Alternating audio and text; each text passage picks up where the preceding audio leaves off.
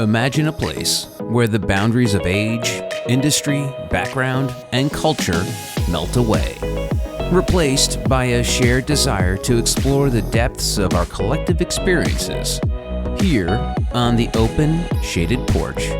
Amidst an atmosphere of serenity and tranquility, leaders from all walks of life gather to share their stories, the stories that shape their very beings and doings. This is the Knowledge Mindfulness Porch with Laila Marouf. Joining me on the porch this week are two inspiring leaders who are reshaping the investment landscape with their vision and expertise. Jasmine Busson took the leap to found Globivest in 2016, building a pioneering venture capital firm that proves impact and profit can go together. Alongside her is neuroscientist, professor, and partner, Dr. Laila Boulos. As Globivest's Chief Health Officer, she brings an unparalleled interdisciplinary perspective to investing in health tech innovation. Her research uses algorithmic approaches to understand decision-making processes in times of turmoil and uncertainty. Laila, welcome to the podcast. Thank you for having us, Laila. Jasmine, welcome to the podcast. Thank you, Laila. It's a pleasure being here and nice to meet you. Thank you. Thank you so much. So allow me to start with your thesis. I thought that was a very interesting point. Your thesis of One Health, which really translates into supporting companies that target both healthy humans and healthy environment. Wow. I mean, that just strikes a chord with me because of this interconnection between healthy humans and healthy environment. Let's start with you, Laila, with the background of you being the partner and chief health officer. So tell me a little bit about the word healthy. How do you define healthy here when you say the interconnection between healthy humans and healthy environment? Laila, you're starting off with a huge question, and I think it sets the tone for this podcast. I'm excited. Maybe one thing that we can start with, and I'm sure Jasmine would agree, is that what is majorly new with this One Health approach is that we at Globivest are bringing it to the investment table, to the VC world, because the One Health thesis is WHO thesis, so it's the World Health Organization's thesis that, exactly as you said, wants to show how healthy humans, healthy environments, and healthy animals, these three verticals, are closely intertwined. What we're doing with Globivest, with our VC fund, that I'm sure Jasmine will tell you more about in a bit, is to say that our investments in early stage startups can also try to make sense out of these different sectors that often do not seem connected, or are, at least are not obviously connected. Now, to go back to your question, to your huge question of what healthy means, I would say there is no one definition of what health is or is supposed to be. But what is certain is that there is some care that should be brought to to this term. So what I mean in a way is that if we want to be healthy, there's some intention there. We should care for our health. We should care for our environment's health. We should ask the question of exactly the way you asked it, of what it means for us to be healthy as individuals, for people around us to be healthy. I mean, for one person, it could be to eat 3 apples a day. For another one, it could be to do 1 hour of sports. For another one, and all of these are obviously preventive measures.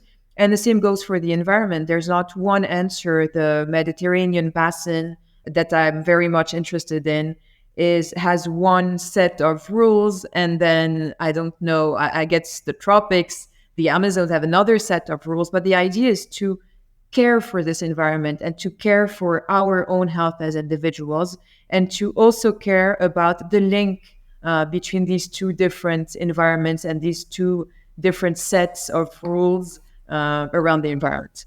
Wonderful, wonderful. So Jasmine, going back to Globivest, of course, we want to start from the beginning. The beginning means that drive that you have, that deep drive to support the tech-driven innovation that really combines these two ideas together and really believes in that. Where does that passion, where does that drive come from? What can you tell us a little bit about the start of all this? Absolutely, Laila. I think it's important to note that I was born and raised in Lebanon. My father was French, my mother is Lebanese, so I always had a mix of different cultures. And I was always a bit shocked by the injustice we were facing here as a country in terms of security, social justice, social help, governmental aspect as well. And I thought to myself, when I look at Europe or the US, not that they do not have some problems as well, I was like, if some instances here in the region, and especially Lebanon, are not trying to provide just simple care to its population, maybe we can try and do that with technology, whether it touches agriculture, education, health, financial services. So I think I was always a very curious person, passionate about people. And I thought to myself, it could be a good way, to start and support brilliant entrepreneurs who are really trying to make things matter and add disruption to a problem, a country, whether on an individual aspect or more largely on a societal aspect as well. So I guess it all started from there back in 2016. We started as a family office with a VC-focused portfolio. And I always had the term impact in the back of my mind. But as we all know, impact is quite an umbrella term. Like, what does it mean, So I guess myself with Laura Joy joining in 2018, we really wanted to understand what impact we could bring with technology to the world. And we started defining our thesis more and more.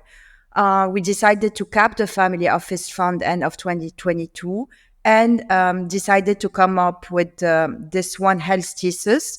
And we're very proud to say that we're the first women-led fund in the MENA region with a One Health approach.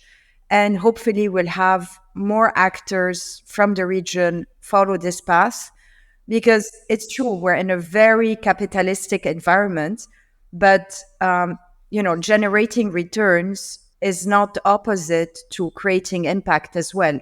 So we're also trying to look at this from, I would say, another approach.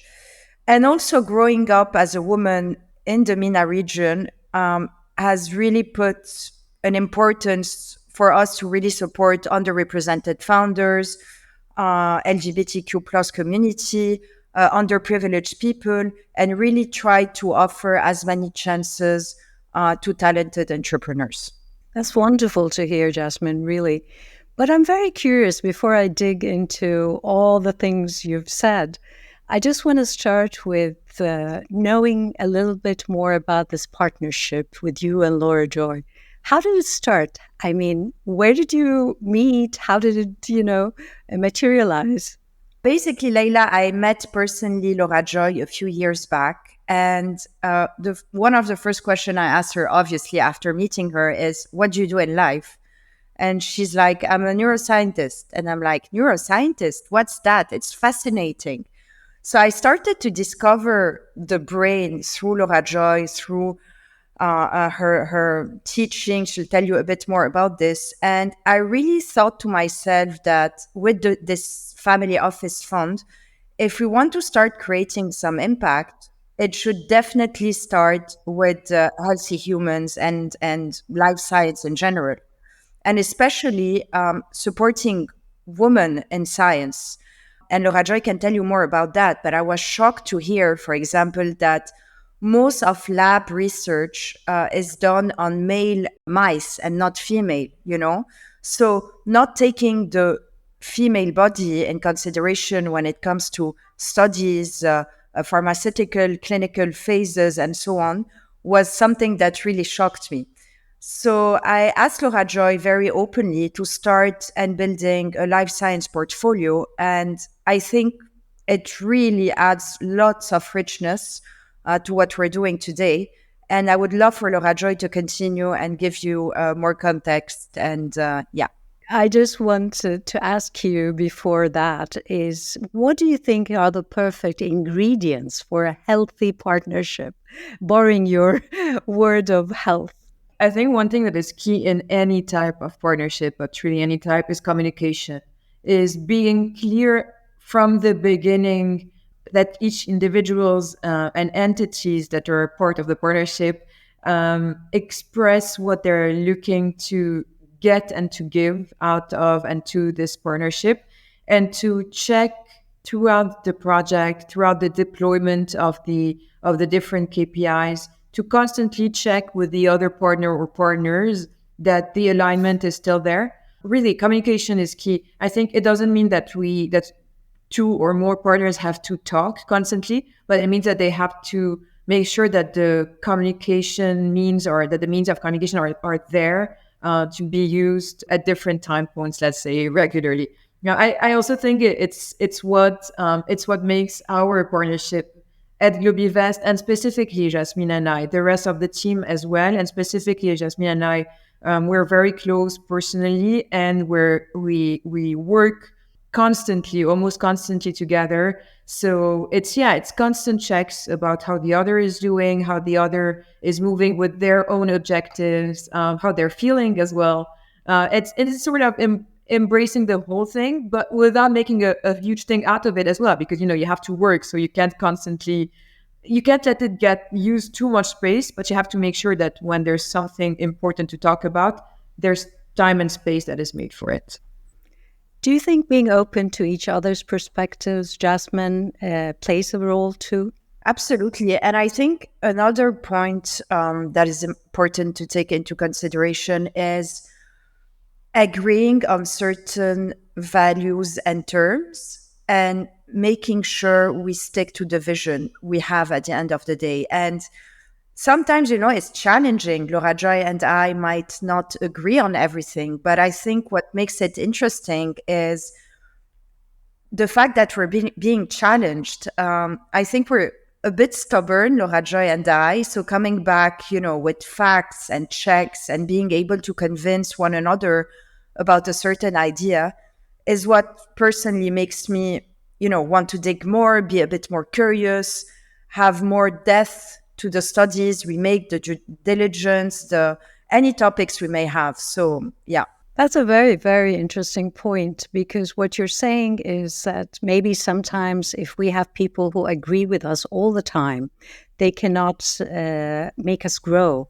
I mean, decisions have to be made based on what are you going to look at things with your narrow perception. As individuals, we see things in our narrow window and framework.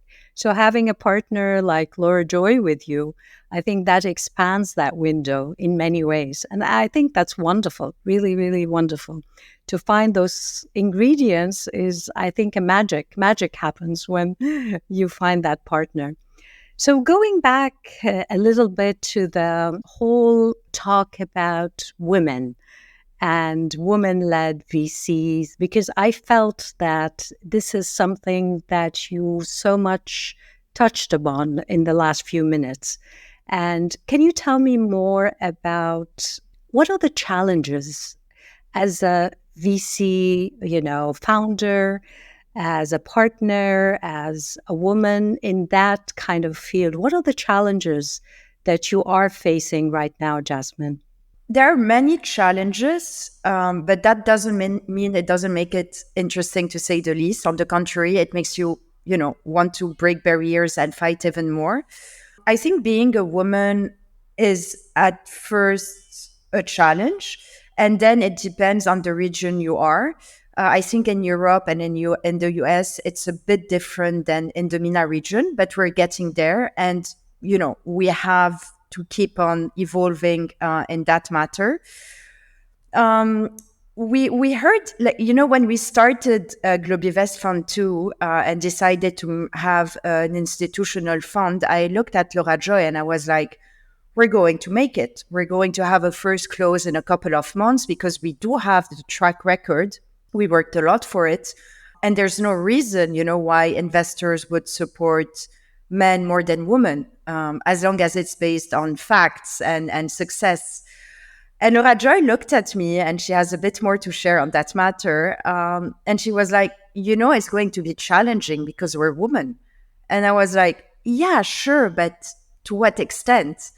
And I think I really realized how challenging it was to be viewed and to have this position of being at the head of a fund as women, because we might come to investors, have absolutely everything they need and showcase a great track record. And we would still have questions like, yeah, but where's the man in the team? Or where's the man in the room, And when you face such questions, I mean, personally, it makes me laugh and want to come back to them later and say, man or woman, it's just a ridiculous point of view, unfortunately. And, try to make mentalities grow a bit in this region is definitely one of the purpose of Globivest Fund 2, for sure. Laura Joy, when it comes to men and women in terms of decision makings, in terms of money, what is, with your background in neuroscience, what is the difference really between men and women in terms of decision makings, especially to do with money, where Jasmine is talking about where's the men in the room, or can we trust a woman? Where does this come from in terms of neuroscience, the brain, decision making? I know this is also your background and kind of your focus in research. So I'd love to hear more about that. It's a very interesting question, Laila. There's for a long while, scientists, neuroscientists specifically, try to sort of put a gender on the brain and say, there are some parts of the brain that are stronger or weaker or more functional, less functional, more correlated, more connective, etc. In women or in men brain. I think a couple of things. First, gender is we are stepping into a world with the new generation, with the Gen Z, in a world where gender is more fluid, is less binary. And I think it's something that is interesting, and also obviously it comes with resistance from some of us of the older generation. But I think there's one thing that is interesting about it is everything that is about deconstructing every social construct and trying to understand when there is a difference in decision making, for instance, between men and women. Is it a biological difference, or is it a difference that came with responsibilities, with roles, and in societies for all these centuries? And is it something that today, with the fact that we are three women around the table being professional, look at us, all the three of us, is it something that is still valid today, or is it something that is changing? And do we want it to change, basically? So the first thing that I would say is that, for instance, usually we say that men are more risk takers. We say, and there are a couple of papers there, if you look on PubMed, on scientific search engines, you could find papers telling you that women tend to include their emotions a bit more in their decision making. I would argue against it, that first, it's a social construct that is most probably a social construct, or at worst, some epigenetics that are about to change fairly quickly. And the other thing is that most of the time, whether it's men or women or anyone at sort of positions of executive positions or decision-making positions with some power, most of the time we look at profiles that are way more similar than the differences between genders. I mean, if a CEO, whether it's a man or a woman, tend to be more to have more traits in common on their decision-making profile, for instance, than a Lambda employee that did not want, not that did not reach, but did not want to take these types of responsibilities, perhaps with other even more valuable skills, or not, I don't know. But I do think that most of the differences in decision-making profiles are bound to get smaller between genders. And what could remain is potentially linked to hormonal changes and cycles, probably in biological women at least. And I think it's something that we should embrace, and not just as individuals, but systematically, at a systemic scale, try to see how to include these differences that are more often than not, and most of the time, valuable, something that we want to bring to the table, but just find a way to include it, because obviously they're not part of the parameters that were set by, I don't want to use cliche terms like patriarchal societies, but at least by businesses run by men. You know, Laura Joy, I just don't know why, but I have this always vision. I'm such an integrative thinker. So for me, you know, when I read about the thesis, about this interconnection between human health, environmental health, I always think of each one, women, men, they have, like you said, their strength, the biology, the whatever comes into that picture, that sometimes I ask myself, isn't it better if we work together, kind of complementing each other's characteristics, strength, and all that? It's not a competition at the end of the day. So I don't know. What do you think, Laura Joy? What do you think, Jasmine, about this? Do you ever think, okay, let's include a man's perspective on this and see if the decision would be stronger, not because he's a man or she's a woman, because that integration of the strength of both men and women, they come together to bring more on the table than man alone, a woman alone. What do you think of that? Laila, that's music to my ears. I mean, I hope we'll be able to achieve, that fluent aspect and just not have, gender biases when you talk to a person. And to be completely honest, I grew up in a family where being a man or a woman was never a question. And it took me time to realize that, unfortunately, it's not us three here talking together that are putting these barriers, but it's more resistance coming from outside. And I wish this resistance was not there and, was just not that present. But unfortunately, when you see every day or hear stories about injustice, about women being put aside because of gender, not giving them enough responsibilities. Men tend also, not all of them, of course not. And for example, at Globivest, we're very lucky to have as our legal counsel, Charbel Marbes, who's an exceptional human being.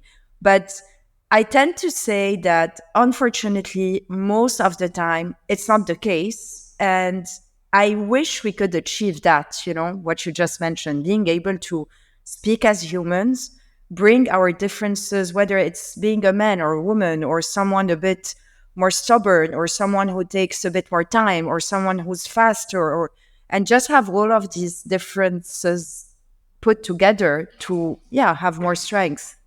Yes, we would love to see that in the world. Kind of, like you said, all these walls coming down and building bridges between genders, age groups, all that is, I don't know, but I think in the knowledge mindfulness arena, we believe so much in that integration, that we are stronger together, no matter within age groups, within genders, and within cultures, and all that. You're absolutely right, Laila. And I'm going to add on what Jasmine said. Just the fact that it's always difficult to accept the fact that some of us, and sometimes it comes from a position of privilege, some of us know what we want for others, for us, for the world, and whether it's diversity, integration of this diversity, and to sort of be aware of all the steps that separate us from the reality today to this ideal scenario, and to be okay with taking steps that are not ideal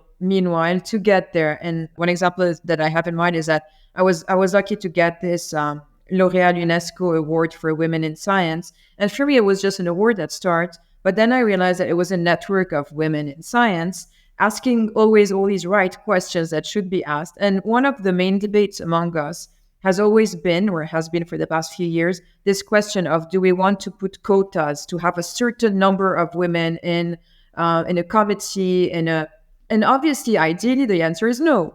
Like we wouldn't want to be part of something, of a board or a committee or a discussion because we are women and we are filling a sort of just ticking a box. And also we don't think it's fair, but also at the same time, as long as women are not as much part of the conversation as men are, we need to take certain measures that are not ideal. It makes sense. It makes sense what you're saying. I think really what I'm thinking about right now is how difficult is it for both of you when you make decisions to do with investing in startups? That link between the tangible and the intangible, between monetary gains and impact. I was reading in your CVs and all that, and I was thinking, it's so hard to evaluate and measure intangibles like impact, for instance. So how do you do it? How do you do it, Jasmine, in terms of what is the criteria when it comes to evaluating impact when deciding on, where to invest, what to invest in?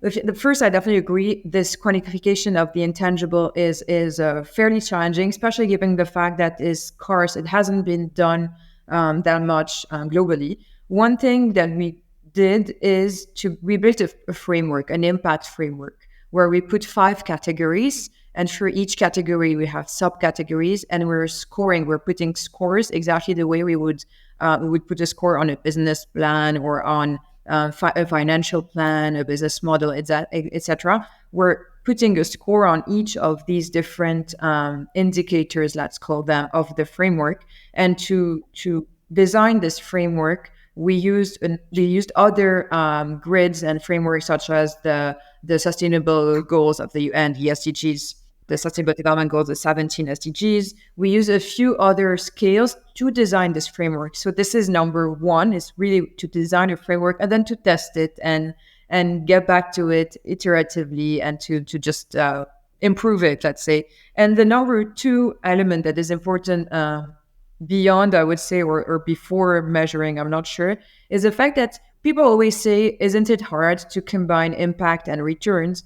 But at the end of the day, eventually they're both very much linked. They're almost the same, because if you really want to build a solution that is going to last, not just be a trend that gets you capitalistic returns and then disappear when it's not the trend anymore, or where you're pushing a behavior, where you're actually looking for how to solve an existing problem. And we all know how many problems exist. We don't need to invent them, but they're just right there outside the window.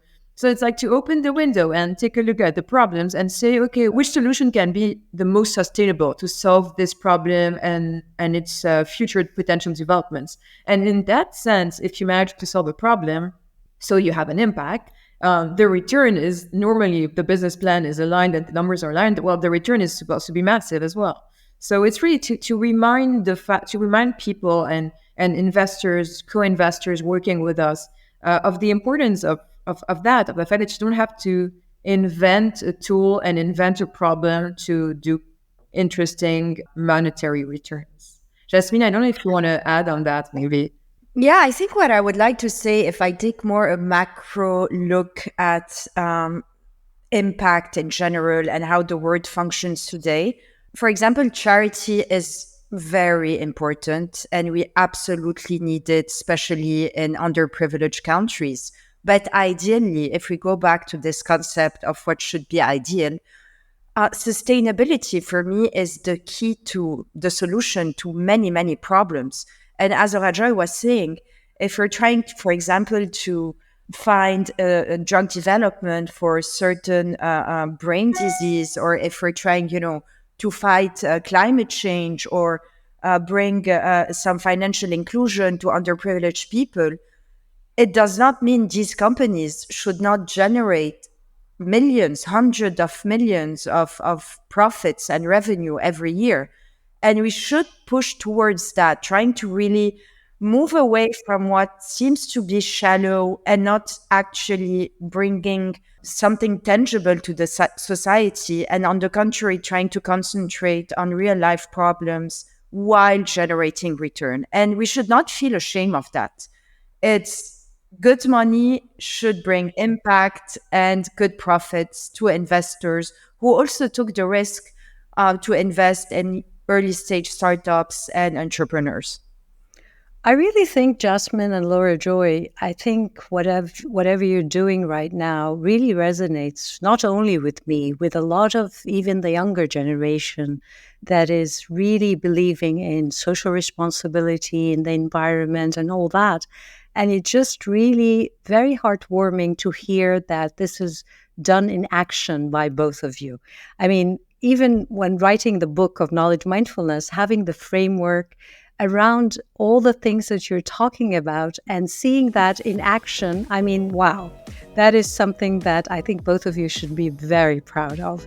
And I'm really looking forward to hearing about the stories in the coming years of the success of combining those two, being the norm and not the exception. And that brings us to the point where we must stop. Coming up next time on Knowledge Mindfulness Porch with Globivest Jasmine Busson and Laura Joy Boulos, Jasmine will talk about the culture they've built at their private investment firm. I think it's really being true to ourselves as first, and then to founders, and try to keep our promise. You have been listening to the Knowledge Mindfulness Porch with Laila Marouf. If you want to join the movement of knowledge mindfulness and shape the world of tomorrow, go to drlailamarouf.com. The Knowledge Mindfulness Porch is a production of Forbes Books.